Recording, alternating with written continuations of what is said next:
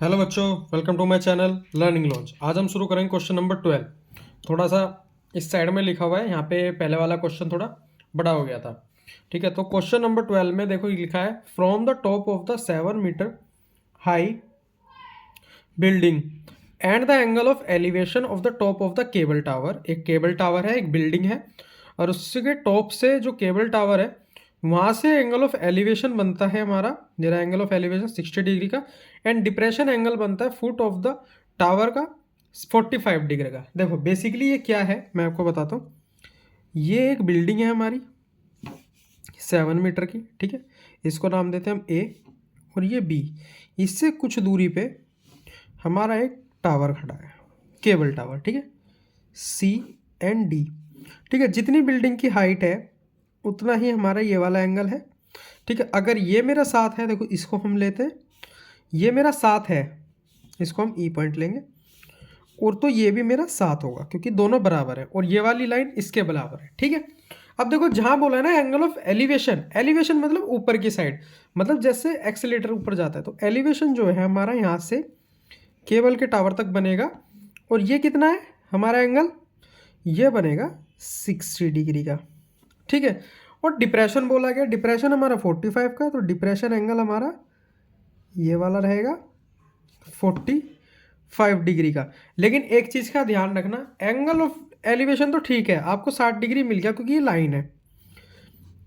अब जो angle of depression जो बनाया है ना, वो यहाँ पे आप एंगल नहीं बनाओगे, वो बनेगा यहाँ पे, ये बनेगा मेरा 45 डिग्री का। और एक चीज़ हमेशा ध्यान रखना, ये वाली लाइन बराबर है और मेरी ये वाली लाइन आपस में बराबर है, और बीच में से एक ट्रांसवर्सल कट हो रही है, तो ये वाली चीज़ मेरी इस चीज़ के बराबर है, वर्टिकली ऑपोजिट एंगल, तो ये हो गया मेरा 45 डिग्री का।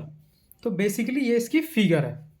हमको फाइंड करना हाइट ऑफ द टावर, मतलब बेसिकली डी सी हमको फाइंड करना है, और इसके अंदर ए बी जो है वो मेरी बराबर होगी ई सी के, जो कि है मेरा 7 मीटर।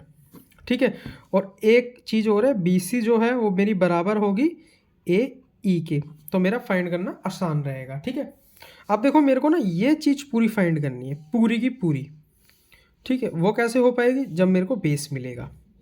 बेस किस से मिलेगा, बेस मेरे को इस वाले एंगल से मिल जाएगा, क्योंकि इसके अंदर मेरे को हाइट है, मतलब परपेंडिकुलर है, बेस में निकाल सकता हूँ, तो हाइपोटेन्यूज का रूल नहीं है, तो हम सीधा करेंगे यहाँ पे 10 का इस्तेमाल in triangle A B C. ठीक है, ए बी सी हमने लिया, कौन सा वाला लेना है इसके अंदर, in triangle A B C में अंदर 10 45 डिग्री परपेंडिकुलर अपॉन बेस होता है, परपेंडिकुलर ए बी है और ए सी मेरा बेस है। 10 45 कितना होता है, 1 होता है, is equal to A B मेरा 7 है, ये मेरा ए सी है, तो ए सी की जो मेरी वैल्यू आई है वो आ गई 7। और अब ये भी मैंने कहा ना ए सी, सॉरी ए बी था ना, और नीचे आएगा मेरा बी सी, बी सी है, सॉरी बी सी। ठीक है, जो मेरी बी सी की वैल्यू वो 7 है, तो बी सी मेरा ए ई के बराबर है, तो ए ई भी मेरा 7 ही आएगा, 7 मीटर। अब देखो मेरे पास ये है 7 मीटर। ठीक है, अब मेरे को ये निकालनी है, इसको निकाल के इन दोनों को मैं प्लस कर दूंगा, तो अब यहाँ पे मैं लूँगा in triangle A E D. ठीक है, इसके अंदर भी 10 लेंगे, 10 60 degree perpendicular upon base, perpendicular कितना हो गया इसके अंदर डी ई, ठीक है, अपॉन में या ई डी लिख दो, बात एक ही है, अपॉन में ई सी। ठीक है, 1060 कितना होता है, 1060 होता है अंडर रूट में 3। ठीक है, डी है ना, मैं इसको ई डी कर देता हूँ, ई डी सही है, ई डी अपॉन ई सी कितना है 7, इधर इसकी मल्टीप्लाई आएगी, तो ई डी जो मेरा आएगा 7 अंडर रूट 3 मीटर आएगा।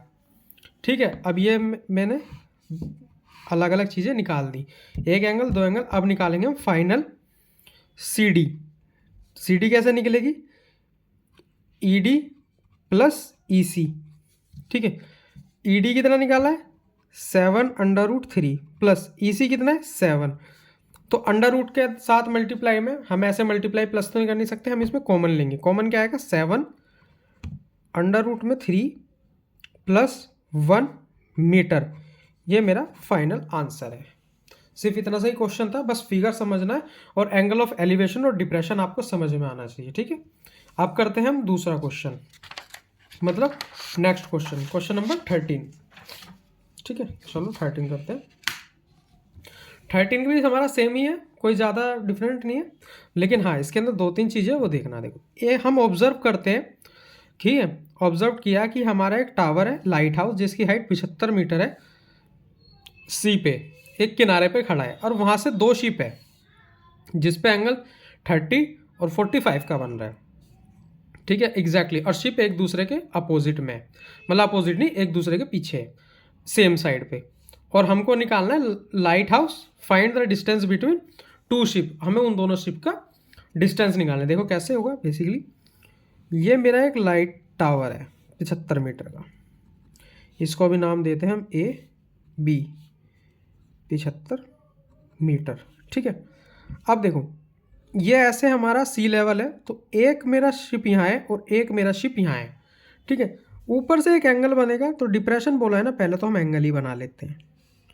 ठीक है, ये बना दिए मैंने 2 एंगल, इसका नाम देते हैं C और D।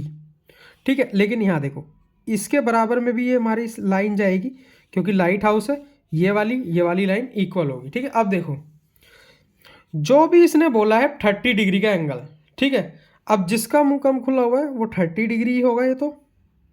ठीक है, और ये बड़े वाला होगा मेरा 45 डिग्री का। ठीक है, इतना तो पता है क्योंकि ये भाई 45 का है, ये 30 का रहेगा। अब यहाँ एक चीज़ देखो, मैंने कहा ना एंगल हमेशा बाहर की साइड बनेंगे डिप्रेशन में, कभी आप अंदर बना दो वो गलत हो जाएगा। अब देखो इस वाले एंगल के अंदर BABD के अंदर ये हटा दो 45 दूसरे का, 30 डिग्री एंगल इधर है, तो ये भी मेरा 30 आएगा। क्यों? क्योंकि ये वाली मेरी लाइन एक दूसरे के पैरेलल है, और बीच में से जब ट्रांसवर्सल कट हो रही है तो ये वाला मेरा इसके बराबर आएगा। अब ये वाला जो है ये मेरा 45 का है, तो ये भी मेरा 45 डिग्री का आएगा। और हमको क्या चीज़ फाइंड करना है, हमको ये वाली चीज़ फाइंड करनी है, ये हमको दी हुई है।